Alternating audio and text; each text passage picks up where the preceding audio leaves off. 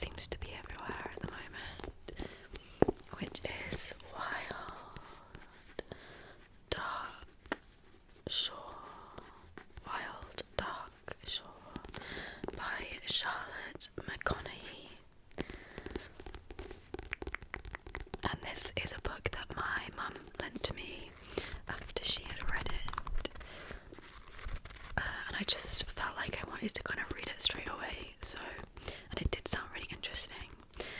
This is essentially the story of a family, a father and 3 children, who live on a very, very remote, rugged, wild island called Shearwater Island, which is kind of in the Antarctic Ocean, if that's an ocean. I guess like south of Australia area. And they are living there as keepers and protectors of a very large seed bank. So this is a place where scientists have built up a collection of seeds for species of plant that are important and need to be protected in case, or to kind of protect against climate change essentially, and the fact that these plants are maybe going to go extinct. So they are there to protect the seed bank, to monitor the seed bank, to be kind of stewards on this island, and they live in a lighthouse.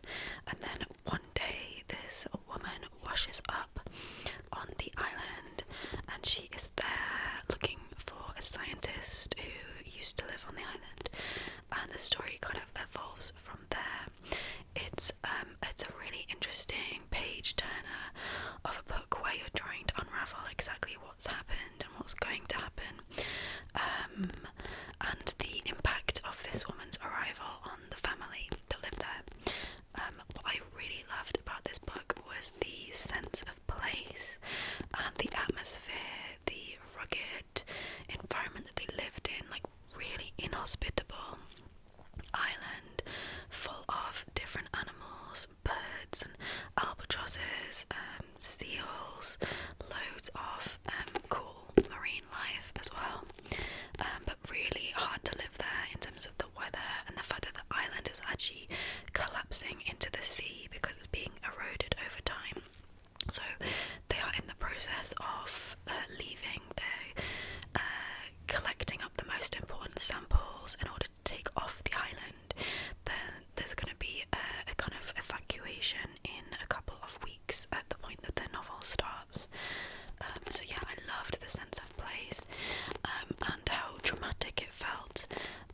It explores themes around family, in particular the parent-child relationships, and the idea of sacrifice, and whether it's possible to protect your children ever from reality and real life. Also about grief, because the mother and the wife of the family actually died before the start of the novel, before they actually went to the island, and it really goes into interesting views on how they cope with the grief of having lost her. And I really loved that side of things. And then the kind of tension between nature and humanity. There's some really moving moments around the relationship that this family has to the inhabitants of the island, like the seals, and then also whales. Some beautiful moments with whales in this book that actually had me almost crying, I think, at times. So loved that side of things. For me, this was a book that when I finished it, I thought, wow, that was incredible. Absolutely loved it. Kind of something like a 9 out of 10 maybe. But even a few days later, the more I sat with it, the more I was a bit frustrated by certain things that happened and the mechanics that are used to progress and aid the story. So there is miscommunication heavily relied upon in this book for the story to work out the way that it does, and I just wasn't really a fan of that. I mean, I guess maybe it was possible that it would happen, but it was kind of annoying. also there is evolution of certain relationships in this book that just happen so fast out of nowhere that was also a bit unbelievable and frustrating, and you're just expected to buy into it without having the signs and the lead up and any reason for the relationships to be evolving in that way. So there were a couple of annoyances. The ending I feel like could potentially be a bit divisive. I actually didn't mind how it ended. I felt like it was quite a nice, it's the wrong word, but cyclical feel to the book, and maybe my reaction to it all was a bit less extreme or like deep, because I maybe didn't feel super connected to the characters, but I didn't mind how it ended. Although even that, I felt like certain events that happened, there could have been a solution to it that didn't happen in the way that it did in the book. Sort of being cryptic, because obviously I don't want to spoil anything. Oh, and the other thing that kind of annoyed me was one of the children, the youngest boy, is supposed to be about 9 years old, and I don't know that much about kids, but I did not believe that the voice that was given to him was realistic. I mean, I guess he has grown up around adults, but he felt way too mature at times, and I actually wrote down a quote that this 9-year-old is supposed to have said, which is, "It's pretty self-serving of you to distract me from my education purely because you're bored." I mean, does that sound like a 9-year-old saying things like self-serving? I don't think that feels realistic personally. So that was a little bit of a negative as well. But I did enjoy there were certain digressions around seeds and the history of these seeds and how they are their kind of life cycle in nature, which was interesting. I quite liked that side of it as well. So in terms of the setting and the nature and the fact that it was very compelling, very good, but there are certain things that can get a bit annoying for the book. So ultimately I think I would go with a 7 out of 10.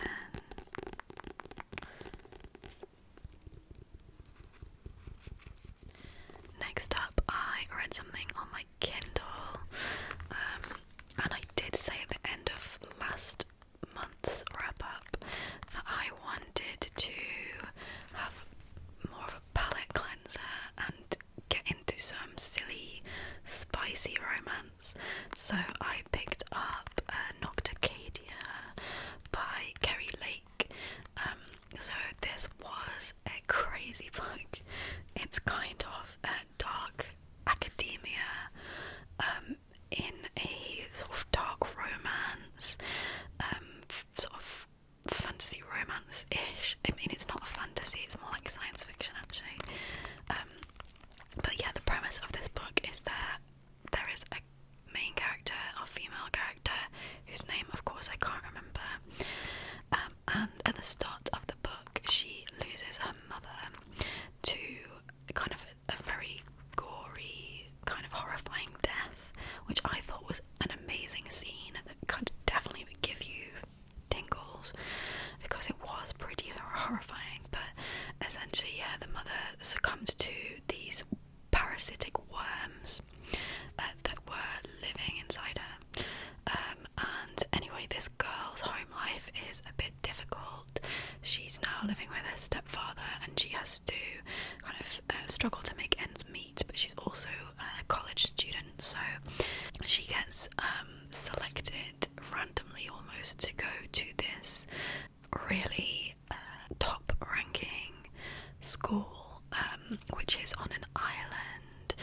And I mean, it's all a bit silly, but essentially one of the things that this school is renowned for, but in a kind of way that nobody really knows about, is studying these parasites, which I can't remember whether they are called Nocticadia, but it's something along those lines. So she goes there to study, but she's really only given a grant that's gonna allow her there for the first semester Esther, and then she kind of has to prove herself worthy of staying longer. And then there she meets this professor who is dubbed Dr. Death. I think this is where kind of it's trying to be a bit of a dark romance, but some of it was just very, very silly and quite cringy.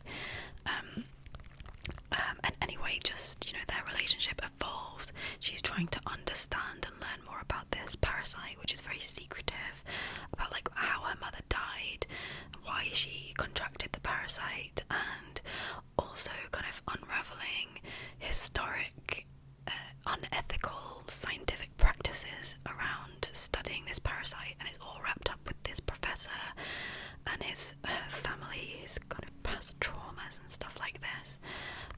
But yeah, it was really silly in some ways. It was kind of a hot mess, but I did enjoy reading it.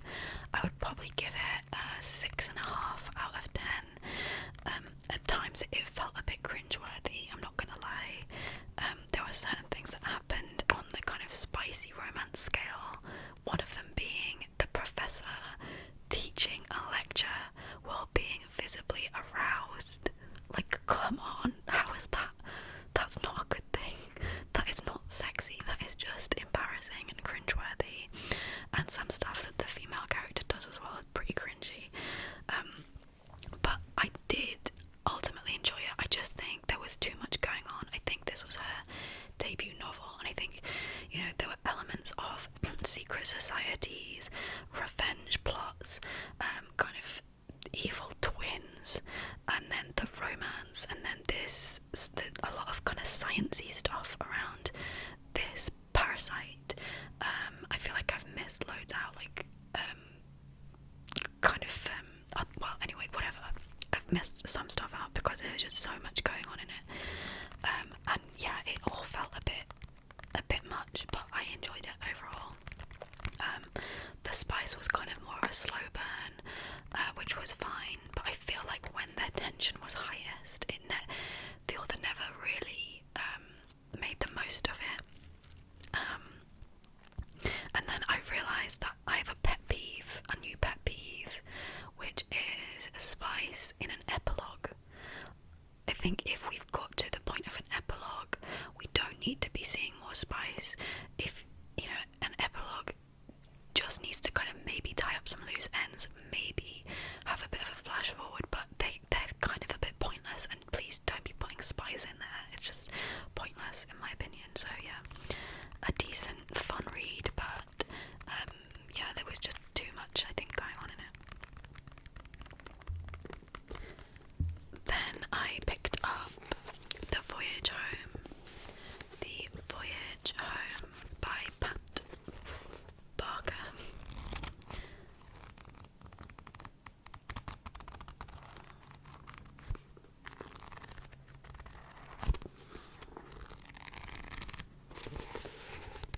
This was quite a highly anticipated read for me because I read The Silence of the Girls by Pat Barker and absolutely loved that book. And I actually didn't realise that this and The Silence of the Girls form a trilogy, and this is actually the third one, so I did kind of miss one out, but I don't think that was really important because there is a different focal point in each of the books, and this is set around the story of Troy, the Trojan War, which I'm pretty well familiar with, so I didn't need to really read the second one. And in this one we follow a couple of key characters. So we have Cassandra, who is a Trojan priestess. She's actually royalty. She's a daughter of Priam, the king of Troy, but she at the time of the Trojan War is a prophet, a priestess for Apollo, and she has been cursed so that she can see the future, but no one ever believes what she's saying. She's this kind of mad, raving figure, often portrayed in myth and stories along those lines. So she has been taken captive and has been married to Agamemnon, who is one of the key figures on the Greek side. He is one of the instigators of the war and the leader of the Greeks, essentially.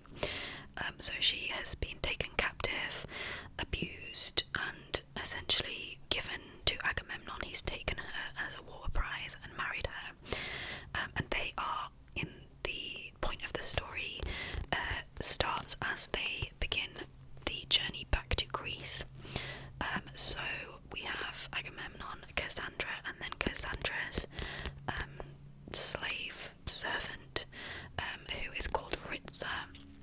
Now she, I believe, is a fully fictional character that Pat Barker has made up. I don't know, maybe there's like a name Ritza somewhere, but I'm not aware of her being a historical, as much as any of these are historical figures. But I actually really liked the addition of someone who, she's the predominant perspective across this, and I felt like she was a good neutralising force for this book, because the things that happen in this myth are quite intense, and I felt like it was quite good to have a more neutral narrator who isn't tied up in all of the wild things that happen, and she kind of helped to ground the story, and I really enjoyed her part of the storytelling. So we have those three travelling back to Greece to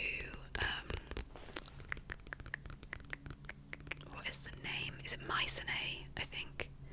I can't remember. I think it's Mycenae is the city-state that they are travelling back to.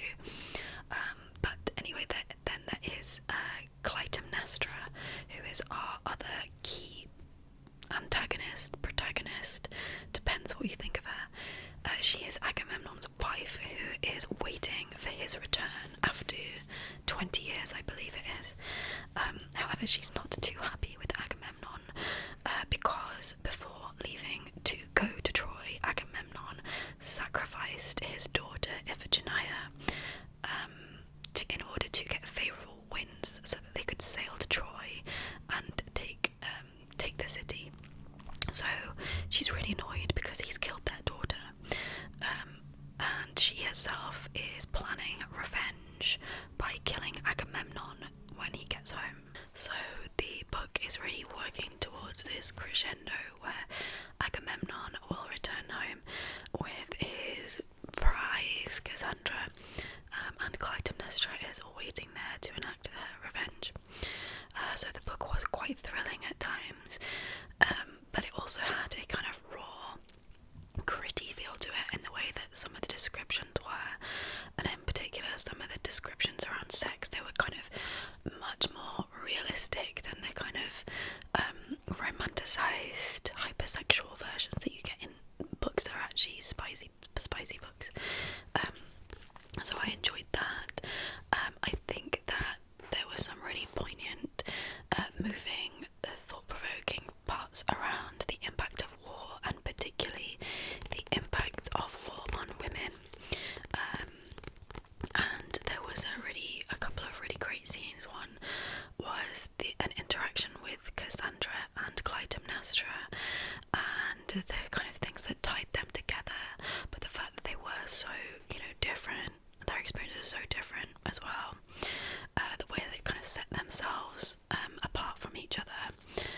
I really enjoyed that, and I also quite enjoyed the way that this book brought in the curse of the House of Atreus, which I'm not going to really get into, otherwise this is just going to be a mythology session, but there were elements of kind of supernatural, and the idea of kind of tragedy and culpability through generations, which is pretty interesting. So I thought that side of it was done really well. I did enjoy Clytemnestra's portrayal, actually. I think sometimes she can be really caricatured and hard to relate to as an actual human being, but I thought the portrayal of Clytemnestra in this was pretty much spot on. That's why I said kind of antagonist / protagonist. I think she's a much more grounded being in this view of things. Where I think that could have been better was Cassandra's portrayal and perspective. I actually would have rather that be a bit more caricature, because the three narrative voices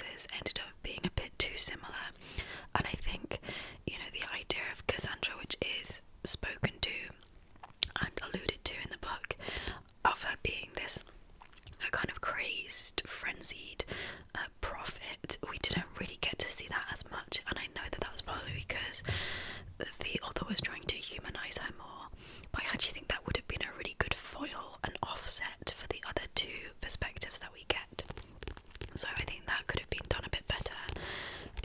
But yeah, overall I did really enjoy it. It just wasn't quite up to my expectations given how good her other book that I've read was. So ultimately I would probably give it a 7, another 7 out of 10.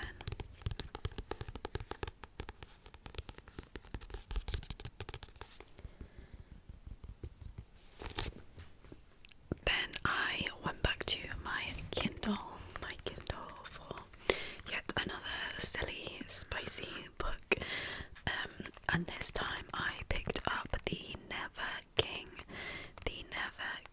by Nikki St. Crow. Now this one, thankfully, was quite short. I think it was less than 200 pages. But yeah, this was maybe an okay concept, but it was really not well executed and pretty terrible, I would say. So this is a Peter Pan, a dark Peter Pan retelling, where we have Peter Pan and 3 other lost boys who are, thankfully they are not boys, they are grown adult men in this version. And the story is that Peter Pan's shadow has been taken, which I guess is kind of true. I think that's similar to the Disney-fied version and the original version.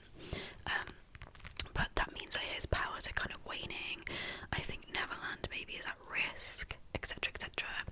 So they are trying to find the location of his shadow, and in order to do that, they have to interrogate the ancestors of Wendy Darling. And basically on the 18th birthday of I don't know if they're all female, but it seems to be that way, of all the female descendants. Did I say ancestors? I meant descendants of Wendy. They get kidnapped and interrogated and taken to Neverland. And yeah, obviously our main character, I think her name is Winnie, gets taken and captured, and then obviously she just ends up with all of these guys, and it's just really pretty stupid. I mean, they have this rule that gets, very much stated at the top, like, when these 18-year-olds come, we can't touch them, we can't have any sex relations with them, like whatever, we can't do that. Our mission is just to find out the location of the shadow. But obviously they do, and it's within about 12 hours of her arriving. Somehow they just can't keep their hands off her, which is just so stupid. So there was no real build-up of tension, there was no character development, there was no setting the scene, there was no world building. It was just really, really bad, honestly. But at least it was a quick read. So the fact that it was a pretty quick read, and the fact that the concept wasn't that bad, I ended up giving it a 3 out of 10. But yeah, one that's definitely to forget, I think. Then next up, I picked up Eileen by Otessa Moshfegh.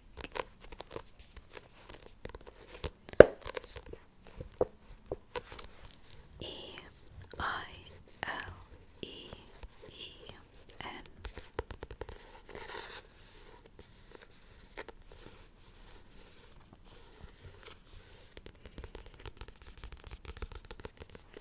And this is the 3rd book by Otessa Moshfegh that I have read, and I do really enjoy her writing. This is probably my 2nd favourite now of her books. After Lapfona, I think is the best, and then this, and then ironically the one that's most popular, I think, was her least good book, which is My Year of Rest and Relaxation. But yeah, let's read the back for this one. It says, the Christmas season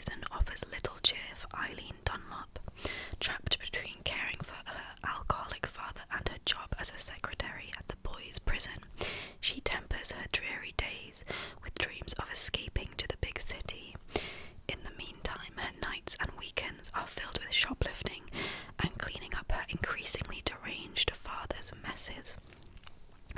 When the beautiful, charismatic Rebecca St. John arrives on the scene, Eileen is enchanted, but soon Eileen's affection for Rebecca will pull her into a crime that far surpasses even her own wild imagination.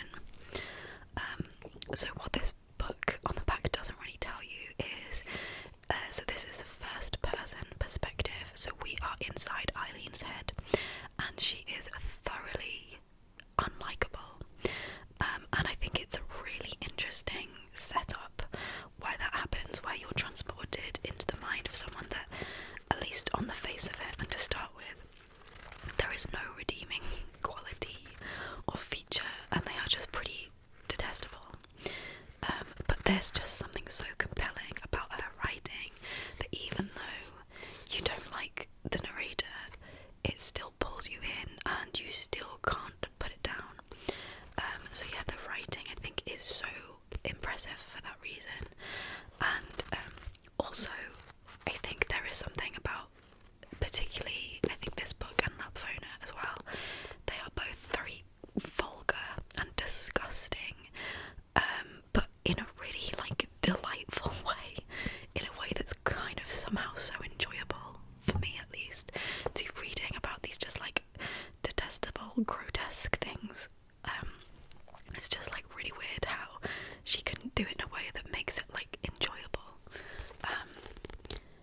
So yeah, in her own words, Eileen is a shoplifter, a pervert, and a liar.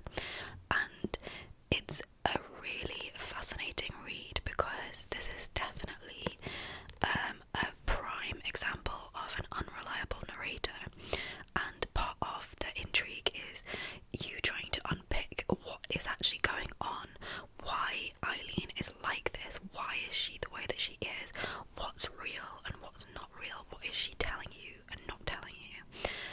And that goes both for the fact that she's this lying pervert, but also because the narration is happening in the future, so she is retelling her story, and she even admits at times that she can't really remember what's happened, and there are contradictions even in some small details of the story that she's telling. So not only is it because she's an unreliable narrator because she doesn't tell the truth all the time, but she's also trying to remember something that happened decades and decades ago. So that made it so fascinating, trying to unravel exactly what's going on and what has happened in the past. And then the novel takes place over the course of a week, really, and you know from the start that you're building up to some major event, this crime that's referenced on the back. So you're kind of compelled and drawn in to keep reading to find out what's going to happen and how bad is it actually going to be. And I was quite surprised by the ending, I have to say, and I mean thoroughly disturbed by it. I would say it's something that I haven't really been able to get out of my head, not in kind of in a good way, in the sense of you want a book to have a massive impact on you, but yeah, some of the stuff that is talked about in this book is very difficult subject matter and very harrowing. So maybe you would check trigger warnings if that's something that you feel like you need to do before committing to a book. I did think that some of the difficult themes that this book goes into, some of it is done in such a subtle, interesting way, not just your archetypal view on something, and it's not like you're being kind of bashed around the head with it. It is just such a fantastic portrayal of something like this happening. I don't really want to give any specifics because I don't want to spoil the book, and I do think a certain amount of it is up to your interpretation, but I definitely landed on my own view quite clearly as to what I thought has happened, but maybe I will do a full expose on it where I can actually talk freely about what I think, because I don't want to do that here. But yeah, it's astounding that Eileen ends up not being the worst person in this book, which gives you an idea of kind of how things go. It's definitely going to stay with me as a novel. I thoroughly disturbing. But yeah, it was pacey. It was easy to read despite the narration being from this point of view. A lot of the quotes say, that it's kind of funny in a dark way. I didn't necessarily see that myself. I think there were some kind of incongruous comments and almost a bit, there were these sort of jarring things that could be vaguely amusing in a dark way, I suppose, the way that she's talking about things. But I don't think I would ever describe it as sort of fully humorous or funny. But maybe that's just me. But yeah, really, really, really liked this book. I'd probably give it between an 8.5 and a 9 out of 10.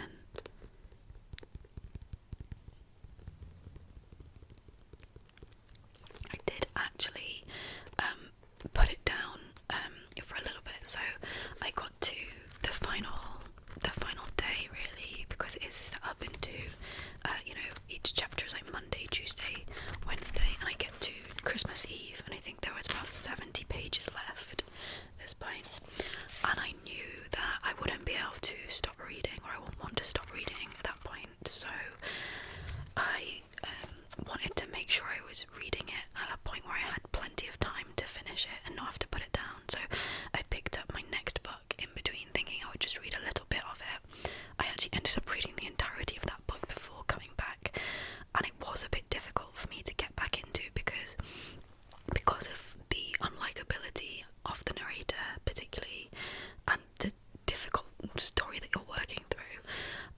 It was kind of actually hard to get back into it more than I thought. I actually didn't want to. It's the kind of book where I don't think you should stop reading it because you're probably not going to want to pick it back up. Not because it's not good, but just because it's difficult to get back into that headspace. So yeah, that was interesting.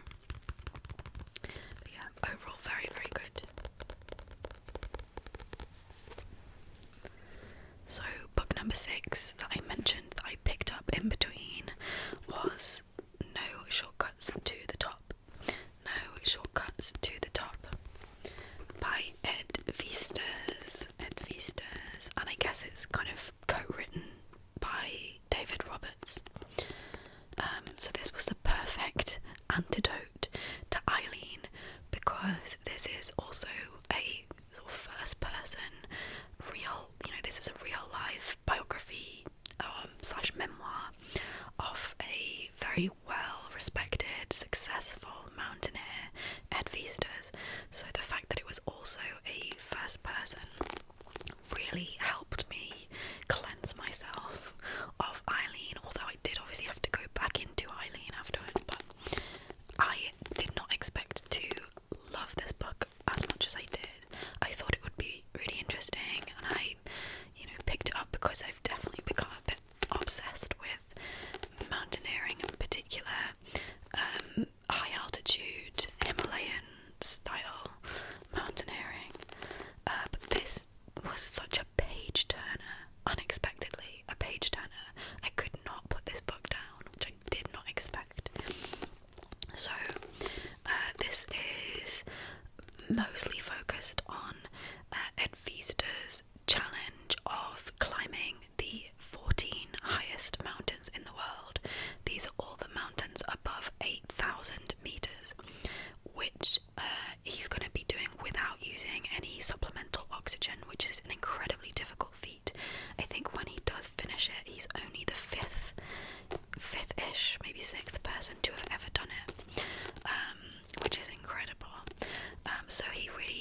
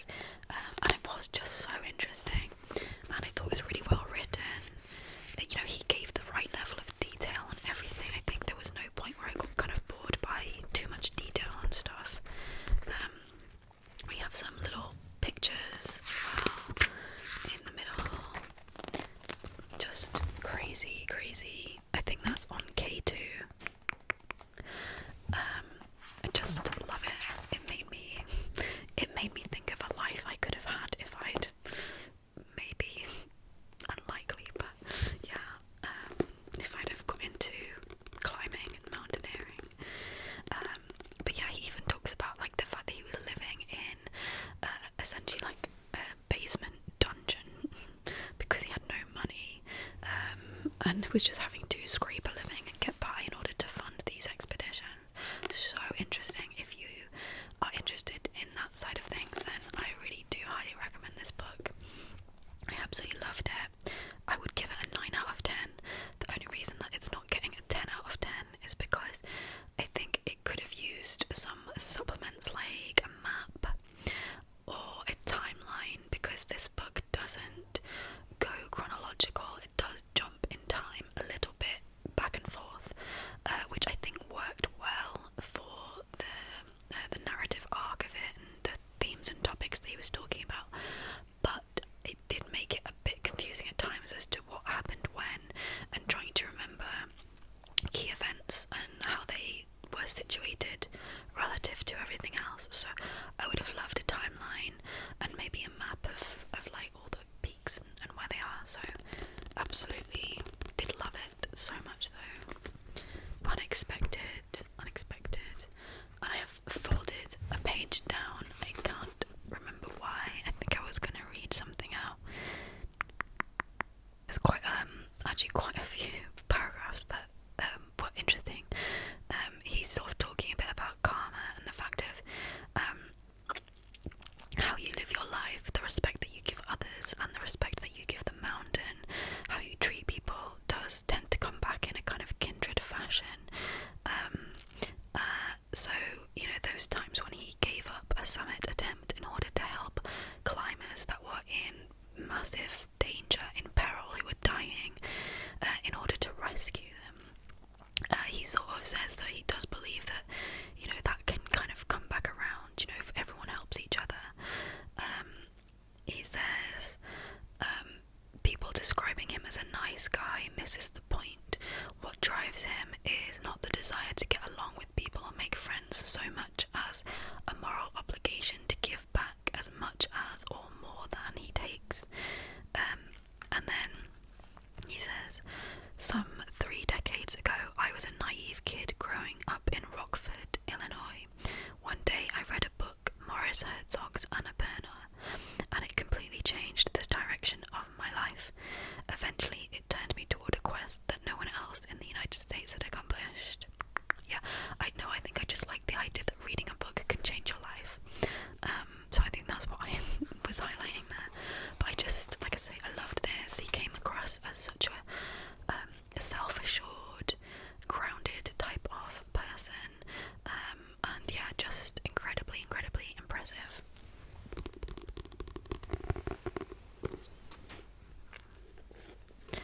And then the last book that I read was about my mother,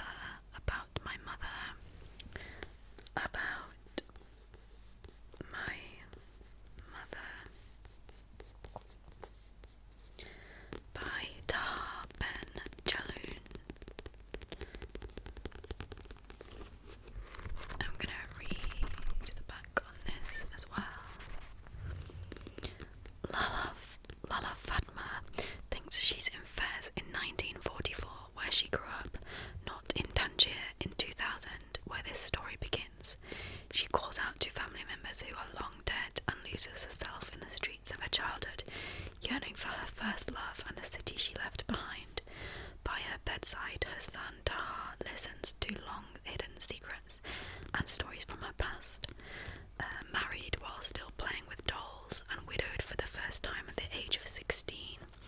Guided by these fragments, Tahar vividly conjures his mother's life in post-war Morocco, unravelling the story of a woman for whom resignation was the only way out. So, essentially, this is focused on the mother who has Alzheimer's and is deteriorating, and the difficulties of navigating that as her son, and trying to ensure that she's cared for, and the horrible nature of that decline. I think that there was some really important, thought-provoking sections around how we treat older people, and maybe don't respect them or have a system that really looks after them in the way that they should be. So yeah, that was, I think, important feature of the story.